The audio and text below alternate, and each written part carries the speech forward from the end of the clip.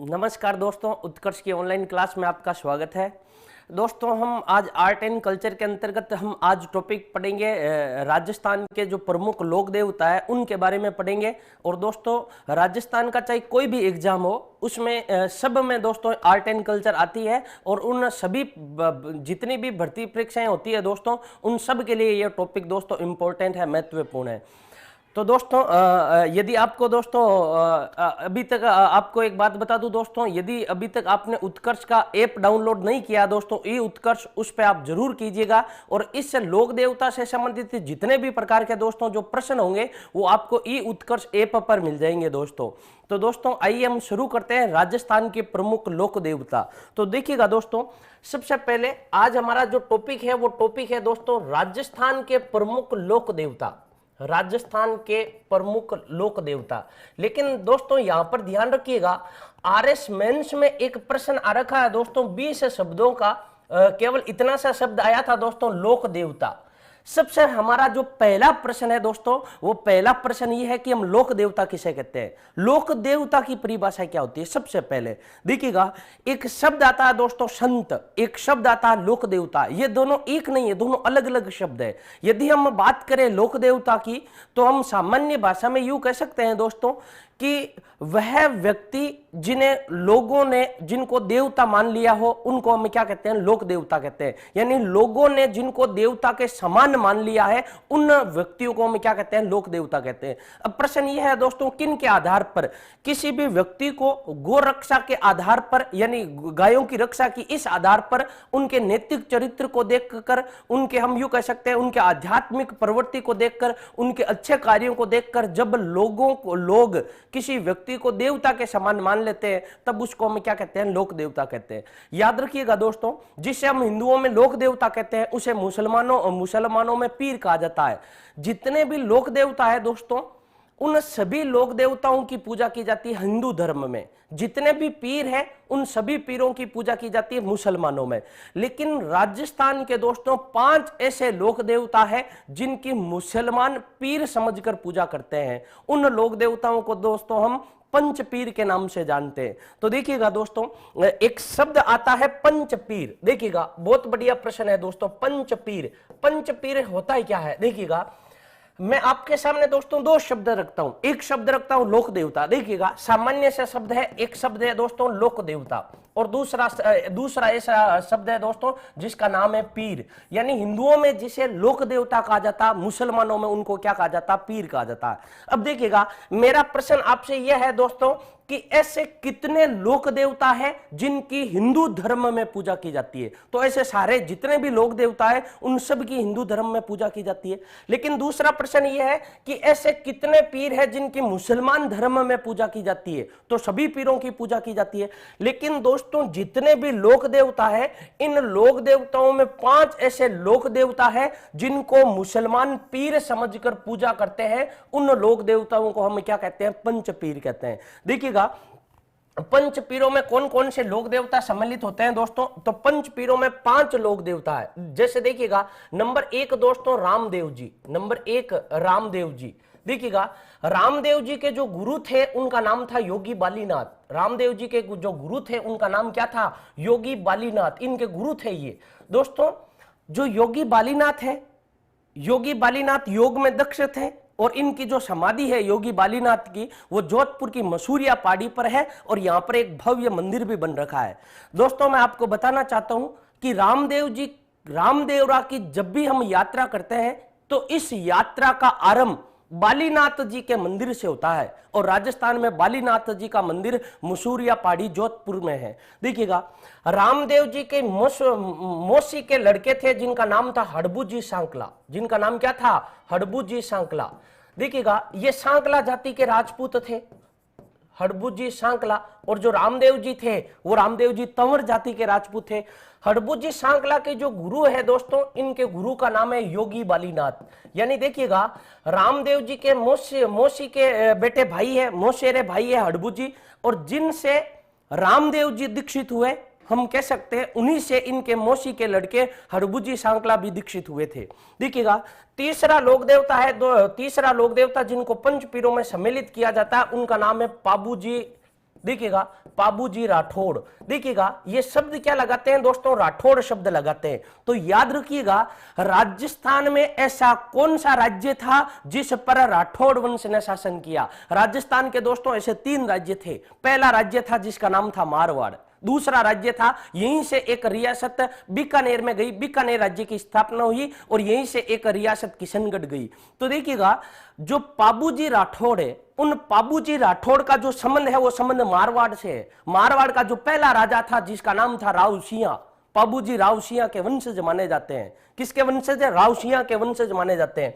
और इनका संबंध है दोस्तों कोलूमंड गांव से। किस गांव से? कोलूमंड गांव से। और कोलूमंड गांव है कहां पर दोस्तों? जोधपुर में। ये अभी दोस्तों सेकंड ग्रेड में प्रश्न पूछ लिया था शिक्षक भर्ती में कि कोलूमंड गांव यानी पाबूजी का प्रमुख पूजा स्थल कौन सा? कोलूमंड गांव। और ये दोस्तों राठौड़ वंश है, राठौड़ वंश से संबंधित है। और राठौड़ वंश ने शासन कहां किया दोस्तों? जोधपुर में किया।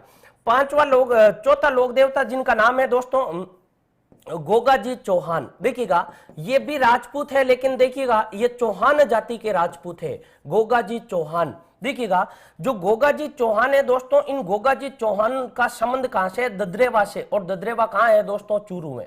ददरेवा कहां है? चूरू में। देखिएगा गो से गोगाजी और गो से गोरखनाथ, इनके जो गुरु का नाम था वो गुरु का नाम क्या था? गोरखनाथ था। देखिएगा इनके गुरु का नाम था गोरखनाथ, योगी गोरखनाथ इनके गुरु का नाम था। और 5वां लोक देवता जो पंच पीरों में सम्मिलित किए जाते हैं उनका नाम है दोस्तों मेहाजी मांगलिया। देखिएगा मेहाजी मांगलिया, ये मांगलिया जाति के राजपूत थे। किस जाति के राजपूत थे? मांगलिया जाति के राजपूत थे। दोस्तों ये एक ऐसे लोक देवता है मेहाजी मांगलिया, जिनकी पूजा करने वाला जो भोपा या पुजारी होता है इनके मंदिर में, कहते हैं कि जो भी पूजा करता है उसके वंश में कभी भी वृद्धि नहीं होती है, उसके कभी भी पुत्र या हम यूं कह सकते हैं कभी भी संतान उत्पन्न नहीं होती है, बल्कि अपना वंश आगे बढ़ाने के लिए वो गोद लेकर चलते हैं। और इनका मंदिर है दोस्तों बापिणी गांव में। और जो बापिणी गांव है वो बापिणी गांव कहां है दोस्तों? जोधपुर में है। देखिएगा हम लिख सकते हैं दोस्तों, याद करने के लिए हम यूं कह सकते हैं इनका जो मंदिर का मुख्य पुजारी होता है वो मुख्य पुजारी बाप नहीं बन पाता है, अर्थात उसके पुत्र नहीं होता है। और इनका मंदिर कहां पर है दोस्तों? बापिणी गांव में। देखिएगा ये 5 ऐसे लोक देवता है दोस्तों जिनको हम पंच पीरों में सम्मिलित करते हैं। लेकिन दोस्तों लोक देवता से संबंधित एक बात याद रखिएगा आप कि जितने भी राजस्थान के लोक देवता है, जितने भी उनके मंदिर है, उनके मंदिर का पुजारी कौन होता है? सबसे गजब प्रश्न है दोस्तों। तो 3 या 4 ऐसे लोक देवता या छोड़ दे हम, सामान्य थे दोस्तों जो लोक देवता जिस जाति का है, जो लोक देवता जिस वंश से संबंधित है, उनके मंदिर में पुजारी उन्हीं के वंश के होते हैं। यदि 2 या 3 को छोड़ दें तो देखिएगा तेजा जी का जो पुजारी होता है दोस्तों वो जाट जाति का नहीं होता, वो कुमार या माली जाति का होता है। लेकिन यदि आपसे यहां से पूछ ले तो रामदेव जी दोस्तों क्या थे? तंवर थे। देखिएगा ध्यान रखिएगा रामदेव जी तंवर जाति के राजपूत थे और इनके मंदिर का पुजारी कौन होता? तंवर होता है। हड़बुजी सांकला जाति के राजपूत थे और इनके मंदिर का पुजारी कौन है दोस्तों? सांकला है। देखिएगा पाबूजी राठौड़ है और इनके जाति का जो पुजारी होता है वो कौन होता है? राठौड़ होता है। गोगाजी चौहान थे, लेकिन गोगाजी के बारे में जब हम पढ़ेंगे तब ये पढ़ेंगे कि इनके मंदिर में 2 पुजारी होते हैं, एक चौहान राजपूत होता है जबकि दूसरा एक मुसलमान होता है। वो क्यों होता है हम डिटेल में बाद में चर्चा करेंगे दोस्तों। देखिएगा मेहाजी मांगलिया, इनके मंदिर का जो पुजारी होता है वो मांगलिया राजपूत होते हैं। देखिएगा ये 5 ऐसे लोक देवता है जिनको हम पंच पीरों में सम्मिलित करते हैं। तो देखिएगा दोस्तों पहला लोक देवता जिनका नाम है रामदेव जी, दूसरा लोक देवता जिनका नाम है हड़बू जी, तीसरा है दोस्तों पाबू जी और चौथा है गोगा जी और 5वां कौन सा है? मेहाजी मांगलिया। याद रखिएगा बार बार एग्जाम में एक ही प्रश्न आया है कि निम्नलिखित में से कौन सा लोक देवता पंच पीरों में सम्मिलित नहीं है। देखिएगा पूछा क्या जाएगा? पंच पीरों में सम्मिलित नहीं है। और जो प्रश्न आया है दोस्तों उसका ऑप्शन पर एक ही दिया जाता तेजा जी। तो याद रखिएगा दोस्तों जो तेजा जी लोक देवता है ये पंच पीरों में सम्मिलित नहीं है। तो देखिएगा दोस्तों हम एक एक लोक देवता के बारे में पढ़ते हैं दोस्तों। सबसे पहले हम पढ़ते हैं बाबा रामदेव यानी रामदेव जी के बारे में, लोक देवता जिनका नाम है रामदेव जी। देखिएगा रामदेव जी पश्चिमी राजस्थान के या राजस्थान के जो प्रमुख लोक देवता है उनमें उनकी गिनती की जाती है और दोस्तों ये पंच पीरों में सम्मिलित है। सबसे पहले देखिएगा रामदेव जी के जो उपनाम है वो उपनाम क्या क्या है। रामदेव जी के उपनाम तो देखिएगा रामदेव जी को कहा जाता है दोस्तों रामसा पीर। देखिएगा ये एक ऐसे लोक देवता है जिनकी मुसलमान धर्म के लोग पूजा करते हैं, लेकिन मुसलमान धर्म के लोग पूजा इनको क्या मानकर करते हैं, रामसा पीर के नाम से मुसलमान जाति के लोग इनकी पूजा करते हैं, इसलिए इनको कहा गया है दोस्तों रामसा पीर। इनको कहा जाता है दोस्तों रूणेचारा धनी। देखिएगा इनका जो मंदिर है वो मंदिर कहाँ है, रूणेचा में है, इसलिए इनको क्या कहा जाता है दोस्तों, इनको कहा जाता है रूणेचारा धनी। देखिएगा द ओनर ऑफ रूणेचा, रूणेचारा मालिक, रूणेचारा धनी हम किसको कहते हैं, बाबा रामदेव को कहते हैं। रामदेव जी का जो घोड़ा था वो लीला घोड़ा था, इसलिए कहा जाता है कि रामदेव जी की जो भी प्रतिमा होती है दोस्तों हाथ में भाला होता है और लीले घोड़े पर सवार होते हैं, इसलिए लोग इन्हें राजस्थान में कहते हैं लीले घोड़े वाले बाबा। तो इनका तीसरा जो उपनाम है दोस्तों, तीसरा उपनाम क्या है, लीले घोड़े वाले बाबा। तो देखिएगा लीले घोड़े वाले बाबा, लीले घोड़े वाले बाबा किसको कहा जाता है दोस्तों, रामदेव जी को कहा जाता है। रामदेव जी के तीन उपनाम हैं। सबसे पहले रामसा पीर, मुसलमान जाति के लोग रामसा पीर के नाम से पूछते हैं। रूणेचाइम में इनका प्रधान मंदिर है, प्रमुख पीठ है, यहीं पर इन्होंने समाधि ली है दोस्तों रामदेवरा रूणेचा में, इसलिए इनको रूणेचारा धनी कहते हैं।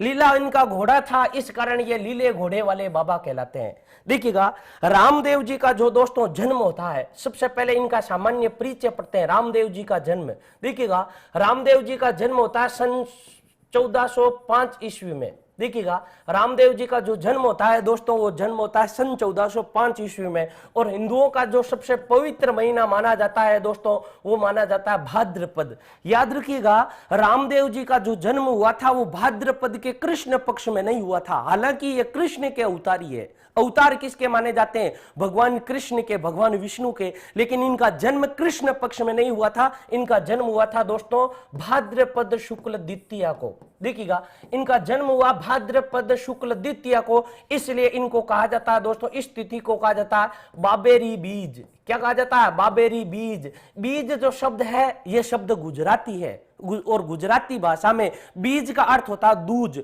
यानी ये किसकी दूज है, बाबेरी दूज है। और बाबा कौन है, रामदेव जी। देखिएगा इसी तिथि के दिन रामदेव जी का जन्म होता है, इस कारण इसी तिथि को कहा जाता अवतार की तिथि। इसी तिथि को क्या कहा जाता है, अवतार की तिथि, भाद्रपद शुक्ल द्वितीया को, और इनका जन्म होता है सन 1405 में। इनका जन्म होता है दोस्तों, जिस जिले में इनका जन्म हुआ था उस जिले का नाम है बाड़मेर। बाड़मेर जिले की एक तहसील है जिनका नाम है शिव तहसील, और गांव है, उस गांव का नाम है उड़ू काश्मीर। गांव का नाम क्या है, उड़ू काश्मीर गांव है, ये उड़ू काश्मीर गांव। रामदेव जी का जो जन्म हुआ वो बाड़मेर जिले की शिव तहसील के उड़ू काश्मीर गांव में हुआ। हम दोस्तों इसको याद रखने के लिए कह सकते हैं कि देखिएगा बाड़मेर में जब बाढ़ आई, देखिएगा बाड़मेर में जब बाढ़ आई तब भगवान शिव उड़कर कश्मीर से यहां आ गए, किसका जन्म हो गया, रामदेव जी का जन्म हो गया।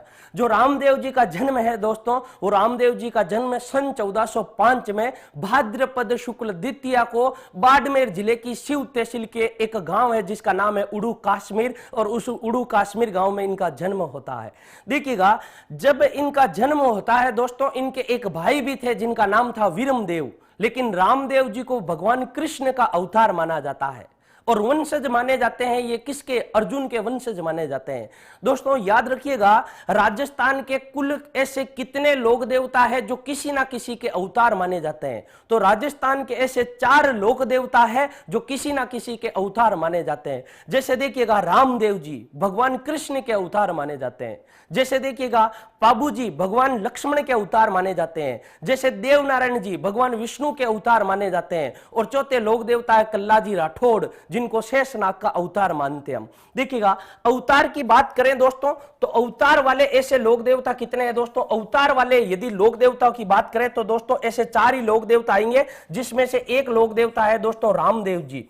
देखिएगा रामदेव जी कृष्ण के अवतार है। रामदेव जी किसके अवतार है दोस्तों, कृष्ण के अवतार है। जो पाबू जी है वो पाबू जी किसके अवतार है दोस्तों, पाबू जी लक्ष्मण के अवतार है।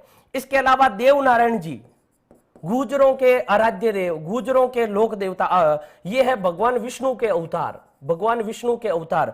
और चौथे लोक देवता जिनका नाम है कल्लाजी राठौड़, कल्लाजी राठौड़, ये शेष नाग के अवतार माने जाते हैं। यदि आपसे अवतारों से संबंधित कोई प्रश्न पूछ ले तो राजस्थान के ऐसे 4 ही लोक देवता है जो किसी ना किसी के अवतार माने जाते हैं। और वो 4 लोक देवता कौन कौन से? रामदेव जी, पाबूजी, देवनारायण जी और कल्लाजी राठौड़।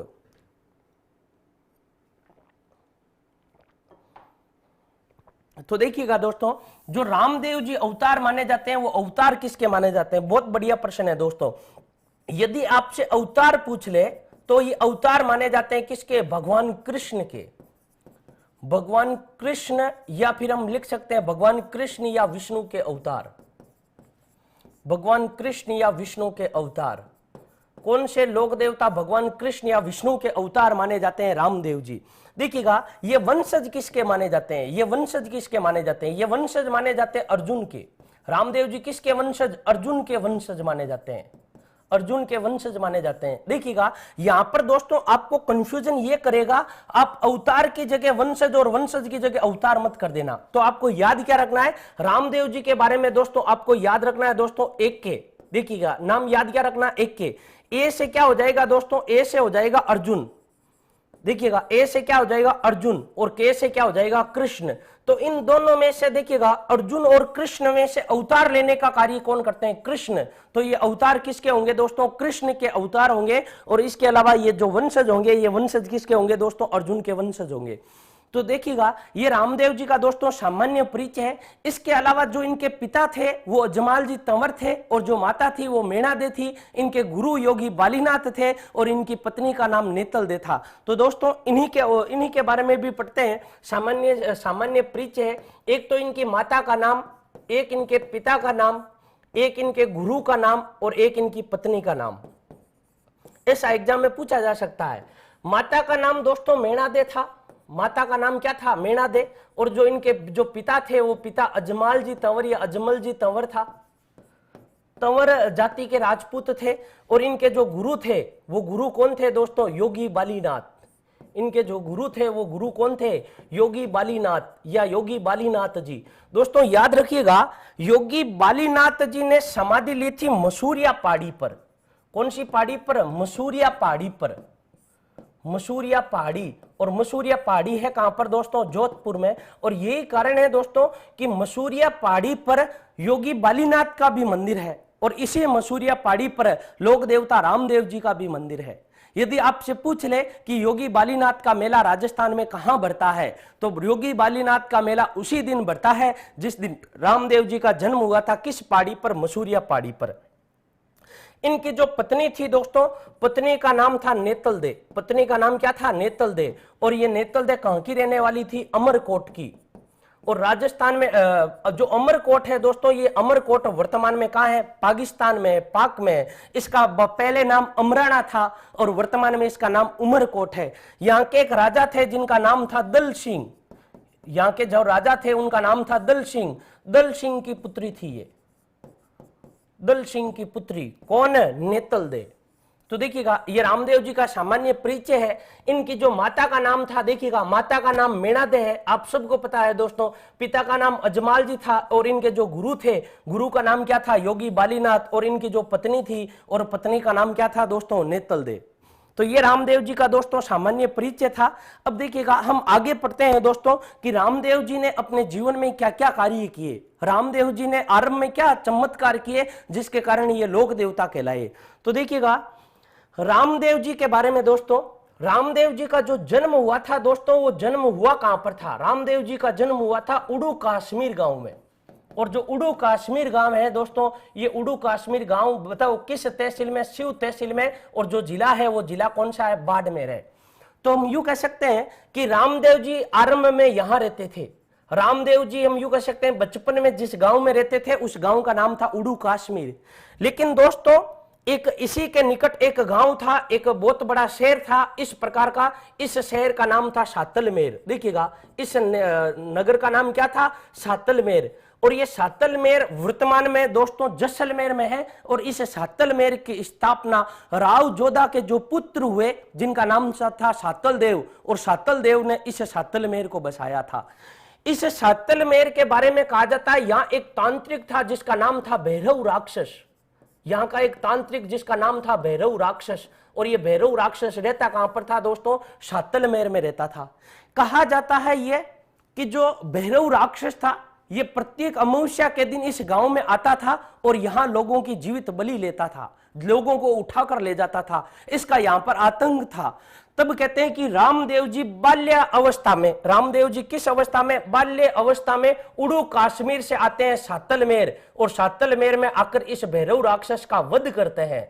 तो भैरव राक्षस का वध रामदेव जी के द्वारा किया गया और इस सातलमेर को वापस पोखरण के नाम से बसाया। तो देखिएगा, बाल्य अवस्था में रामदेव जी के बारे में कहा जाता है कि इन्होंने भैरव राक्षस का वध करके अपनी बाल्य अवस्था में इन्होंने पोखरण, सातलमेर को पोखरण के नाम से बसाया था।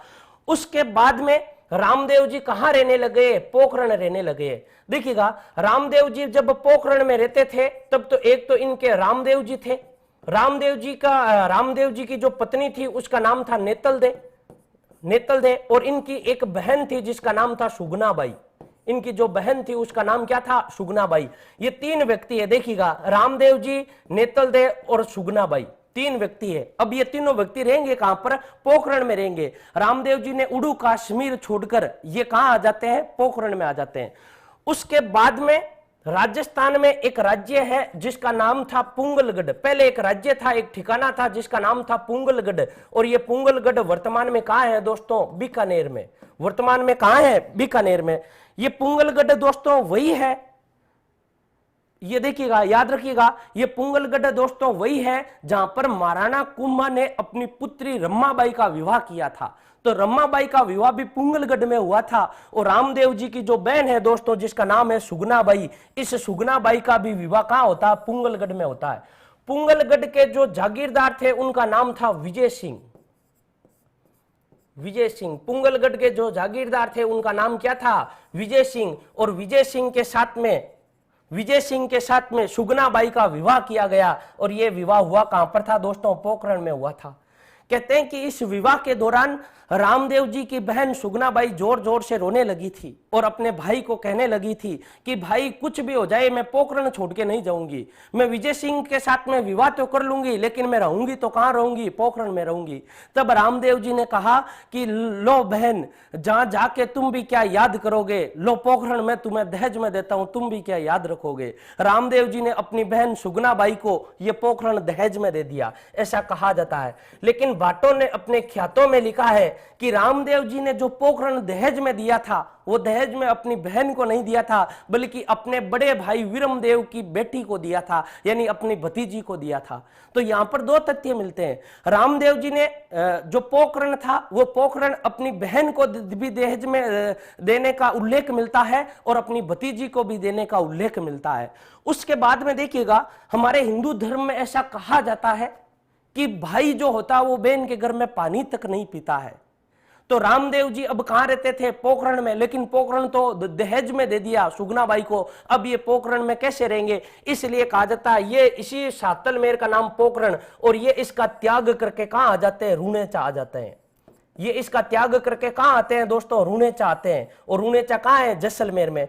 जब रूणेचा में आते हैं तब एक बड़ा सा इस प्रकार का एक वृक्ष था, इस वृक्ष के नीचे विश्राम करते हैं। और अब ये इस प्रकार का रूणेचा में इनका प्रवेश हुआ नहीं था। कहते हैं कि ये इस वृक्ष के नीचे जब विश्राम कर रहे थे तभी एक इनके पास में रोती बिल्लाती एक छोटी सी लड़की आती है जिसका नाम था, छोटी सी एक लड़की आती है जिसका नाम था दोस्तों डालीबाई।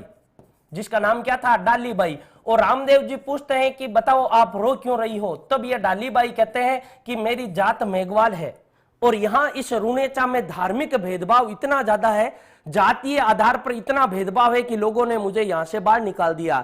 तब रामदेव जी इस डालीबाई को अपनी धर्म बहन बनाते हैं और फिर इसको लेकर जाते हैं रूणेचा में। अब देखिएगा, रामदेव जी इसको जब अपनी धर्म बहन मनाते हैं तब कहते हैं कि रूणेचा में बहुत ज्यादा ऊंच नीच थी, धार्मिक भेदभाव था, जाति के आधार पर भेदभाव था, तब रामदेव जी रुणेचा में सबसे पहले आकर अछूतों का उद्धार करने के लिए और इस व्याप्त भेदभाव को मिटाने के लिए इसी रुणेचा में एक पंथ चलाते हैं जिसका नाम है कामड़िया पंथ। तो देखिएगा दोस्तों, जो कामड़िया पंथ है वो कामड़िया पंथ कहां से चलाया जाता है? रुणेचा से चलाया जाता है। रामदेव जी ने जो कामड़िया पंथ चलाया था, ये कामड़िया पंथ कहां से चलाया था? रुणेचा से चलाया था। और इस कामड़िया पंथ के बारे में कह सकते हैं कि धार्मिक भेदभाव को मिटाने के लिए या फिर अछूतों के साथ में जो भी भेदभाव होता था, ऊंच नीच होती थी, इसको मिटाने के लिए रामदेव जी ने रुणेचा से कौन सा पंथ चलाया? कामड़िया पंथ चलाया था। देखिएगा, कामड़िया पंथ के बारे में पढ़ते हैं। कामड़िया पंथ है क्या दोस्तों? जो पंथ है, इस पंथ का नाम क्या है? कामड़िया पंथ।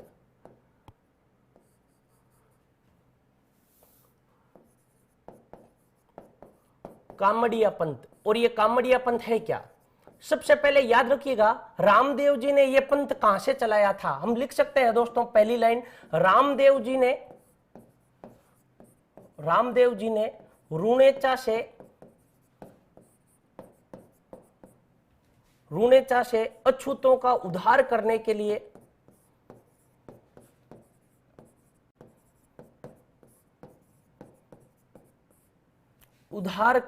लिए यह पंथ चलाया। कौन सा पंथ चलाया था दोस्तों? कामड़िया पंथ चलाया। लेकिन आप यहां से याद रखिएगा, रामदेव जी की भी एक शिष्या थी जिनका नाम था दोस्तों, आपने नाम सुना होगा, आई माता या बिलाड़ा माता। जो आई माता है दोस्तों, ये आई माता रामदेव जी की शिष्या थी। रामदेव जी की शिष्या आई माता ने इसी पंथ से प्रभावित होकर रामदेव जी की शिष्या ने भी एक पंथ चलाया था जिसका नाम है आई पंथ। और आई पंथ है कहां पर दोस्तों? आई पंथ बिलाड़ा जोधपुर में एक नीम के पेड़ के नीचे से चलाया गया था। और ये आई पंथ किसके द्वारा चलाया गया था दोस्तों? आई माता के द्वारा चलाया गया था। देखिएगा, जो कामड़िया पंथ की दोस्तों महिलाएं होती है, इसमें एक आप ये भी याद रखिएगा, किस पंथ की महिलाएं? कामड़िया पंथ की महिलाएं। कामड़िया पंथ की महिलाएं अपने शरीर पर तेरे मंजीरे बांधकर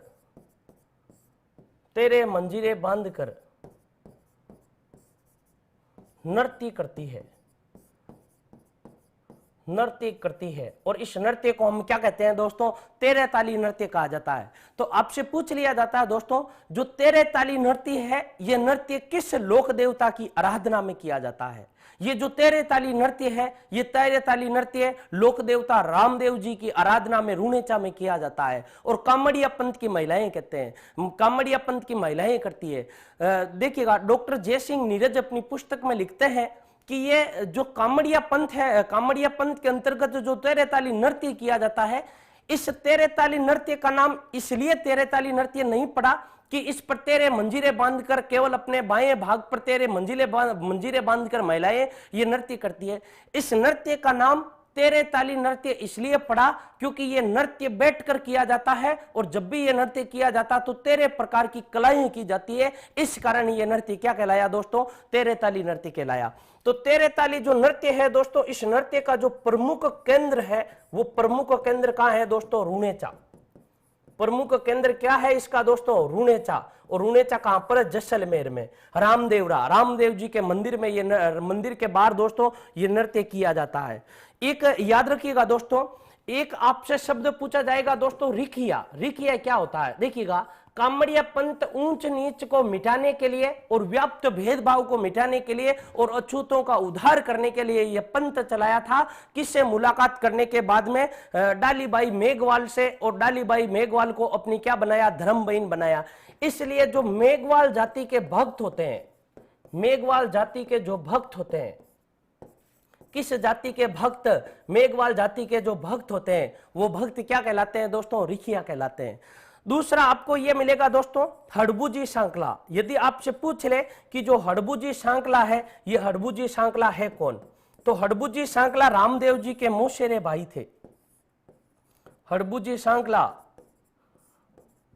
रामदेव जी के मौसेरे भाई थे। मौसेरे भाई थे। हड़बुजी सांगला किसके भाई थे दोस्तों? रामदेव जी के मौसेरे भाई थे।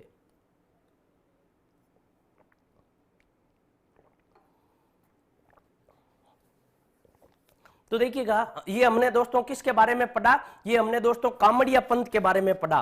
कामड़िया पंथ क्या है और कामड़िया पंथ क्या नहीं है। एक याद रखिएगा, जो रामदेव जी है दोस्तों, रामदेव जी एकमात्र ऐसे लोक देवता है जिन्होंने एक ग्रंथ लिखा, एक बुक लिखी, एक पुस्तक लिखी, और इस पुस्तक का नाम क्या है दोस्तों? 24 बाणियां।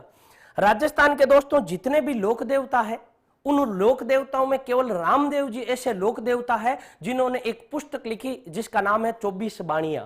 तो देखिएगा, इसके बारे में भी आपसे पूछा जा सकता है कि रामदेव जी एकमात्र ऐसे लोक देवता है, रामदेव जी एकमात्र ऐसे लोक देवता है जिन्होंने 24 बाणियां, देखिएगा पुस्तक का नाम क्या है दोस्तों? 24 बाणियां। 24 बाणियां ग्रंथ लिखा, ग्रंथ या पुस्तक लिखी, ग्रंथ लिखा। तो देखिएगा, जो 24 बाणियां दोस्तों जो ग्रंथ है, ये ग्रंथ किसके द्वारा लिखा गया है? ये ग्रंथ रामदेव जी के द्वारा लिखा गया है। ऐसे राजस्थान के एकमात्र लोक देवता है। रामदेव जी का दोस्तों जो भी मंदिर होगा, उस मंदिर की विशेषता क्या रहेगी? देखिएगा, रामदेव जी का जो भी मंदिर होगा दोस्तों, एक बात याद रखिएगा, रामदेव जी का जो भी मंदिर होता है दोस्तों, उस मंदिर को क्या कहा जाता है? उस मंदिर को देवरा कहा जाता है। देवरा क्यों कहा जाता है दोस्तों? ग्रामीण इलाकों में रामदेव जी का जो भी मंदिर होता है, उस मंदिर को देवरा कहा जाता है। ये बात याद रखिएगा, ग्रामीण इलाकों में जो भी मंदिर होता है, उस मंदिर को क्या कहा जाता है? देवरा कहा जाता है। और रामदेव जी का जो सबसे बड़ा देवरा है, रामदेव जी का जो सबसे बड़ा देवरा है, वो रूणेचा में है। इस कारण वो क्या कहलाता है? रामदेवरा कहलाता है। देखिएगा, इस रामदेव जी के मंदिर को क्या कहा जाता है? देवरा कहा जाता है। तो देखिएगा, रूणेचा में जो रामदेव जी का मंदिर बन रखा है, उस मंदिर के ऊपर जो नाम लिख रखा है, आप किसी भी मंदिर में जाओ दोस्तों, तो वहां पर उस मंदिर का ऊपर आपको नाम लिखा हुआ मिलेगा। जैसे देखिए, भोलेश्वर मंदिर, नागेश्वर मंदिर, मां काली का मंदिर। आप जब रूणेचा में जाओगे और वहां रामदेव जी ने जहां समाधि ली है और उसके ऊपर जो मंदिर है, बना हुआ जो मंदिर है, उस मंदिर पर जो नाम लिख रखा है, उस मंदिर पर नाम लिख रखा रामदेवरा, रामदेव जी का सबसे बड़ा देवरा। दूसरी बात याद रखिएगा, रामदेव जी के दोस्तों जितने भी मंदिर है, उन मंदिरों में जो पूजा की जाती है, वो पूजा की जाती है इनके चरण चिन्हों की। रामदेव जी का मंदिर क्या कहलाता है? देवरा कहलाता है। रामदेव जी के मंदिर में जो भी पूजा की जाती है, वो पूजा किसकी की जाती है? इनके चरण चिन्ह की पूजा की जाती है। और इनके चरण चिन्ह को दोस्तों क्या कहा जाता है? पगलिया कहा जाता है। जो पूजा की जाती है, वो पूजा किसकी की जाती है दोस्तों? पगलियों की पूजा की जाती है। रामदेव जी के मंदिर में दोस्तों कपड़े से निर्मित घोड़े चढ़ाए जाते हैं, जिनको गुड़ले या गुड़ला कहते हैं। और इसके अलावा इनके मंदिर में दोस्तों 5 रंगों की ध्वजा चढ़ाई जाती है। कितने रंगों की ध्वजा दोस्तों? 5 रंगों की ध्वजा चढ़ाई जाती है। इनके मंदिर में जो ध्वजा होती है, वो 5 रंगों की ध्वजा होती है। और इस ध्वजा को क्या कहा जाता है दोस्तों? नेजा कहा जाता है। आपसे यदि पूछ ले दोस्तों नेजा क्या है, तो रामदेव जी के मंदिर में जो 5 रंगों की ध्वजा चढ़ाई जाती है, उस ध्वजा को हम क्या कहते हैं? नेजा कहते हैं। और रामदेव जी का जो मंदिर होता है, उस मंदिर को हम क्या कहते हैं? देवरा कहते हैं। मंदिर में पूजा जिसकी की जाती है, उसको हम क्या कहते हैं दोस्तों? पगलिया कहते हैं। तो देखिएगा, और ऐसे एकमात्र लोक देवता है जिन्होंने जो ग्रंथ लिखा है, वो ग्रंथ कौन सा लिखा है दोस्तों? 24 बाणियां लिखा है। यहां बहुत सारे विद्यार्थी से आंसर बता रहे हैं दोस्तों। देखिएगा, रामदेव जी के यदि आपसे प्रमुख मंदिर पूछ ले राजस्थान में, रामदेव जी के राजस्थान में प्रमुख मंदिर, या राज्य पूरे भारत में प्रमुख मंदिर पूछ ले, रामदेव जी के प्रमुख मंदिर, तो प्रमुख मंदिर है कहां पर? रामदेव जी के दोस्तों जो प्रमुख मंदिर है, रामदेव जी का जो सबसे बड़ा देवरा है, वो देवरा कहलाता रामदेवरा। रामदेव जी का सबसे बड़ा देवरा, रामदेव जी के मंदिर को देवरा कहा जाता है और सबसे बड़ा देवरा क्या है दोस्तों, रामदेवरा। छोटे छोटे एग्जामों में दोस्तों कई बार पूछ रखा है, जितने भी छोटी छोटी परीक्षाएं होती है उसमें पूछ रखा है राजस्थान में रामदेवरा कहाँ है। तो दोस्तों रामदेवरा कहाँ है दोस्तों, रूणेचा में। और रूणेचा कहाँ है दोस्तों, जैसलमेर में।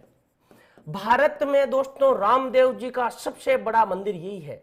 पूरे भारत में रामदेव जी का सबसे बड़ा पूजा का स्थल यही है। यहां पर मध्य प्रदेश, हरियाणा, इसके अलावा गुजरात, पंजाब और राजस्थान, इतने राज्यों के लोग आते हैं। देखिएगा भारत में रामदेव जी का सबसे बड़ा मंदिर, पूरे भारत में रामदेव जी का, भारत में रामदेव जी का सबसे बड़ा मंदिर, भारत में रामदेव जी का सबसे बड़ा मंदिर, जो सबसे बड़ा मंदिर है उस मंदिर का नाम क्या है दोस्तों, रामदेवरा मंदिर है। दूसरा, राजस्थान में इनका जो मंदिर है वो दोस्तों एक याद रखिएगा, मसूरिया पहाड़ी। तो देखिएगा दोस्तों मसूरिया पहाड़ी कहां पर है दोस्तों, मसूरिया पहाड़ी है राजस्थान में जोधपुर में। मसूरिया पहाड़ी कहां पर है, राजस्थान में जोधपुर में। तो आपको याद कैसे रखोगे, राजस्थान में बताओ कौन सा जिला मशहूर है। देखिएगा आप जो ऑनलाइन क्लासें देखते हो दोस्तों, इनका लाइव प्रसारण कहां से होता है, जोधपुर से होता है। तो राजस्थान में मशहूर जिला कहां है, मशहूर जिला कौन सा, जोधपुर। तो आपको याद रह जाएगा मसूरिया पहाड़ी कहां पर है, जोधपुर में। इसी मसूरिया पहाड़ी पर दोस्तों रामदेव जी के जो गुरु थे, जिनका नाम था योगी बालीनाथ, गुरु थे, गुरु का नाम क्या था दोस्तों, योगी बालीनाथ। और योगी बालीनाथ जी की जो समाधि है वो समाधि कहां पर है दोस्तों, मसूरिया पहाड़ी पर है। यहां पर रामदेव जी का मंदिर भी है दोस्तों। तीसरा, राजस्थान में जो इनका मंदिर है वो दोस्तों है बिरांटिया। तीसरा इनका जो मंदिर है वो कहां पर है दोस्तों, बिरांटिया। और बिरांटिया कहां पर है दोस्तों, पाली में। आपको दोस्तों कई पुस्तकों में मिलेगा बिरांटिया अजमेर में है, बिरांटिया अजमेर में नहीं है दोस्तों, बिरांटिया कहां पर है, पाली में है। राजस्थान इनका जो चौथा मंदिर है वो दोस्तों, वो चौथा मंदिर इनका है खुंडियास। देखिएगा याद रखिएगा, इनका जो चौथा मंदिर है दोस्तों वो मंदिर कहां है, खुंडियास। और खुंडियास कहां है दोस्तों, अजमेर में। देखिएगा खुंडियास की जो स्थिति है वो स्थिति यह है इस गांव की कि इस गांव का आधा क्षेत्र तो आता है नागौर में और इसी गांव का जो आधा क्षेत्र है वो आधा क्षेत्र आता अजमेर में। तो खुंडियास जो है ये मंदिर है, ये मंदिर किस जिले में आता है दोस्तों, अजमेर में आता है। राजस्थान के बारे में कहा जाता है कि राजस्थान में रामदेवरा का जो मंदिर है, रामदेवरा जो मंदिर है रूणेचा में, उस मंदिर के बाद रामदेव जी का जो सबसे बड़ा मंदिर है राजस्थान में, वो राजस्थान में कहां है, खुंडियास में। इसलिए दोस्तों इस खुंडियास को कहा जाता है राजस्थान का छोटा रामदेवरा।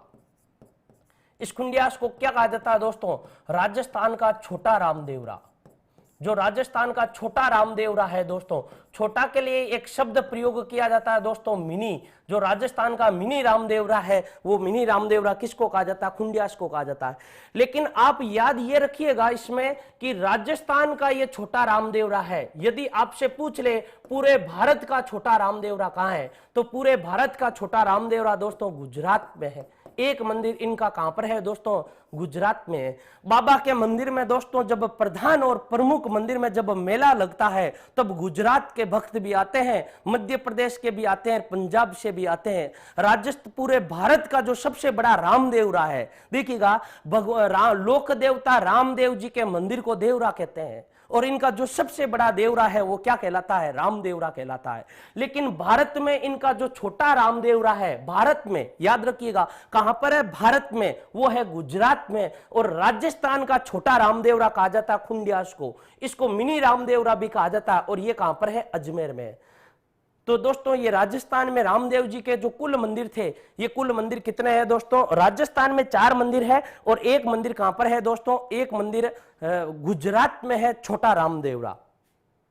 अब देखिएगा रामदेव जी के दोस्तों इस मंदिर में जो मेला लगता है रामदेव जी का, उस मेले का नाम है रामदेवरा का मेला, या इसी को क्या कहते हैं दोस्तों, रूणेचा का मेला कहते हैं। तो देखिएगा हम पढ़ते हैं जो रामदेव जी का मेला लगता है, इस मेले का नाम क्या है दोस्तों, रामदेवरा मेला। मेले का नाम क्या है, रामदेवरा मेला, या इसी मेले को कहा जाता है दोस्तों रूणेचारा मेला।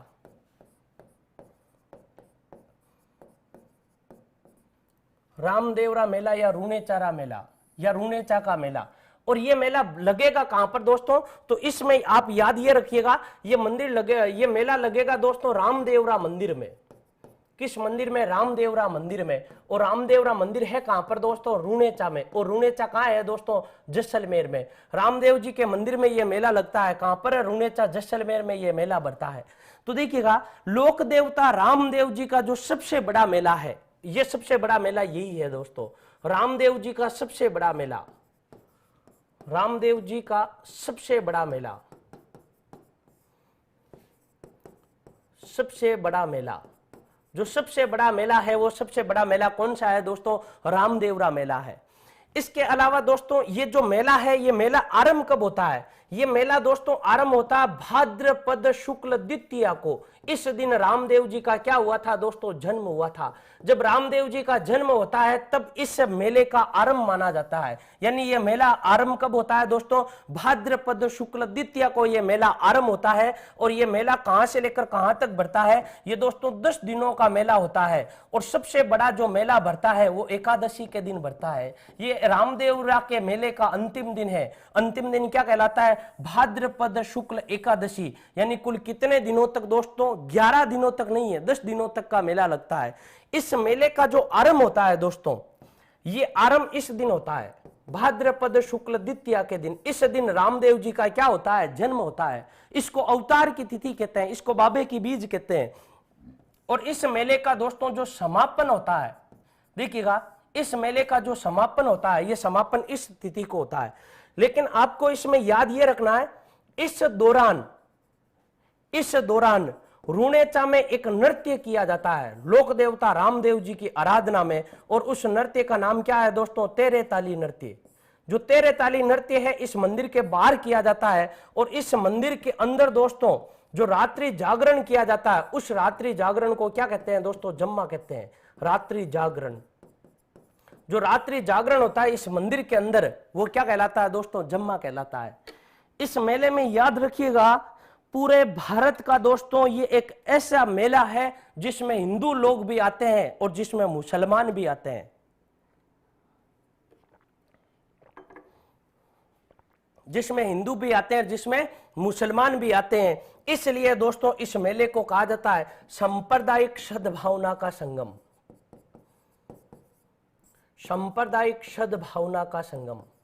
जो सांप्रदायिक सद्भावना का दोस्तों जो संगम है, वो संगम इसी मेले को कहा जाता है। पूरे राजस्थान का सांप्रदायिक सद्भावना का जो सबसे बड़ा स्थल है, वो स्थल दोस्तों यही मंदिर है। इसी मंदिर को सांप्रदायिक सद्भावना का सबसे बड़ा स्थल माना जाता है। इसी मेले को हम यूं कह सकते हैं, सांप्रदायिक सद्भावना का सबसे बड़ा क्या माना जाता है? स्थल माना जाता है। इसके अलावा दोस्तों आपको यदि पूछ ले, जो रामदेव जी का घोड़ा था, वो रामदेव जी का घोड़ा कैसा था? जो रामदेव, एक तो है रामदेव जी का घोड़ा और दूसरा है दोस्तों रामदेव जी के भक्त। रामदेव जी के क्या है? भक्त। तो रामदेव जी का जो दोस्तों घोड़ा था, वो घोड़ा कैसा था? लीला घोड़ा था। इस कारण रामदेव जी को लीले घोड़े वाले बाबा कहा जाता है। जो और रामदेव जी के जो भक्त है, वो 3 भक्त है दोस्तों। रामदेव जी के कितने भक्त? 3 भक्त। एक भक्त का नाम है रत्ना राई का, एक का नाम क्या है? रत्ना राई का। दूसरे का नाम है दोस्तों लक्की बंजारा, लक्की बंजारा। और तीसरा एक भक्त है जिसका नाम है दोस्तों हरजी भाटी। तो रामदेव जी के जो भक्त है, वो भक्त कितने हैं दोस्तों? 3 भक्त या सहयोगी माने जाते हैं। और जो घोड़ा है, वो घोड़ा कौन सा है दोस्तों? लीला घोड़ा है। इसलिए लीले घोड़े वाले बाबा कहा जाता है। रामदेव जी के 3 भक्त है। तीनों भक्तों के दोस्तों दोदे नाम है। दोदे नाम का अर्थ यह है कि दोदे आपको शब्द मिलेंगे, रत्ना राई का, लक्की बंजारा और हरजी भाटी। ये किसके भक्त माने जाते हैं? रामदेव जी के भक्त माने जाते हैं। और रामदेव जी के बारे में यह भी कहा जाता है कि रामदेव जी का चमत्कार जब भारत से बाहर भी फैला, तब कहते हैं कि मक्का और मदीना से 5 पीर आए थे। और किस लिए? रामदेव जी का चमत्कार देखने के लिए। तो दोस्तों हम लिख सकते हैं कि मक्का और मदीना से कितने पीर आए थे? 5 पीर आए थे। मक्का मदीना से 5 पीर आए थे। 5 पीर आए थे। 5 पीर या 5 पीर आए थे, या हम यूं कह सकते हैं मक्का मदीना से पीर आए थे।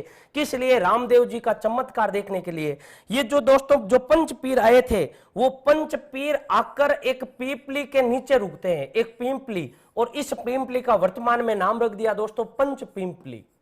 पिंपली का नाम क्या रख दिया, पंच पिंपली। इस पंच पिंपली के नीचे आकर ये जब 5 पीर खड़े हो जाते हैं तब रामदेव जी इनके सामने प्रकट होते हैं। ये 5 इसलिए आए थे रामदेव जी का चमत्कार देखने के लिए, और रामदेव जी ने इन 5 पीरों को अपना क्या दिखाया था, चमत्कार दिखाया था।